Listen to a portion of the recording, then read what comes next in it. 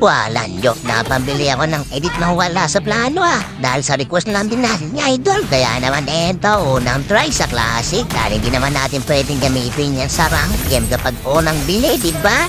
O, first time mo na halang gamitin pero tingnan niya ba naman pinagtutulungan pa.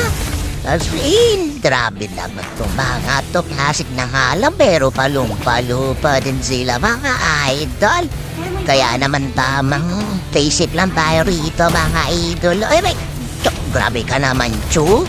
Oh, grabe yun Nakita nung nag-clear lang ng minion. Nandun na nga sa loob ng tore. Nakakagulat ka, Chu. Bakun ko nga lang dito. Ay, Ted, anong ba't pala ka? Biglang hilig naman talagang tago. Ay, kaso nagtatago yun si Jun, biglang nawala. Papakitaan natin dito ng mga kamotimos itong mga kalaban, mga idolo. Tingnan nyo, ayan bubble silang apat sila dito mga idolo. Pwede bang isa-isa, dalawa-dalawa lang? Yan, dalawa-dalawa, mas mulurin din sila mga idol. Pero yung tignan mo na pagkapitas ng isa, darating yung isa kayo, di ba nagiging dalawa pero naging 0 na sila mga idol. Ang angas din pala ng kidit mga idol. Para asap damitin ito Tignan nyo, may pusit pala doon. Pusit bumato ng patay. Grabe ka pusit Eto, kunin na lang natin ito mga idol bago tayo bumalik. Sayang din kasi yung ulti natin.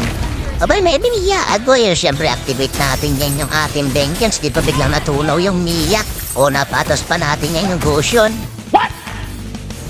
Itong taong pusit talaga na to, walang adala-adala. Tignan niya ba naman magpupush pa.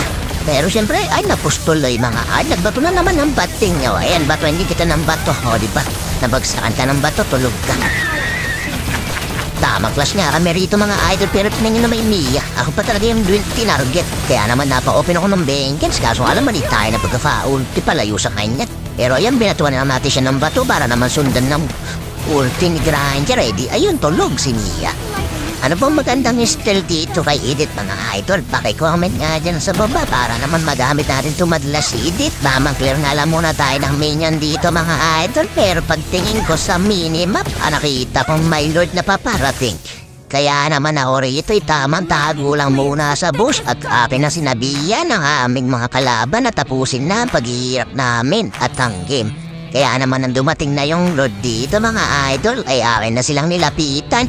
At dito may tuluyan nang natapos ang ating game. At kung kumabot ka rito sa ating video mga idol, huwag mo na makalimutan mag-like at mag-follow na sa ating page. Share na rin ang ating video. At huwag mo kalimutan i-comment kung sinong hero naman ang ating gagamitin. Maraming salamat sa panonood at pagtambay sa ating video. Bye-bye!